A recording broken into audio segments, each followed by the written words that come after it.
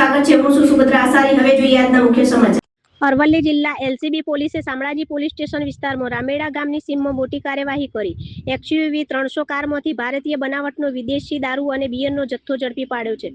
પોલીસે કુલ 840 bottle tin સાથે ₹7.61 લાખનો મુદ્દામાલ કબજે કર્યો છે।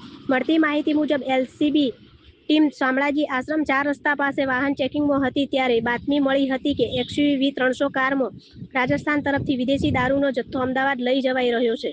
પોલીસે નાકાબંધી કરી ગાડી રોકવાનો પ્રયાસ કરતા ચાલકે ગાડી ભગાડી દીધી હતી। પોલીસે સરકારી વાહનથી પીછો કરી રામેડા ગામની સીમમાં કાર રોકાવી આરોપીને ઝડપી પાડ્યો હતો। તપાસ દરમિયાન કારમાંથી વિદેશી દારૂ અને બિયરની કુલ 840 બોટલ ટીન મળી આવી હતી, જેની કિંમત ₹2.61 લાખ થાય છે। ઉપરાંત ₹5 લાખની XUV 300 કાર મળી કુલ ₹7.61 લાખનો મુદ્દામાલ કબજે કરાયો છે। પકડાયેલ આરોપીની ઓળખ હિતેન્દ્ર કુમાર નટવરલાલ વ્યાસ, ઉંમર વર્ષ 47, રહે નરોડા, અમદાવાદ તરીકે થઈ છે।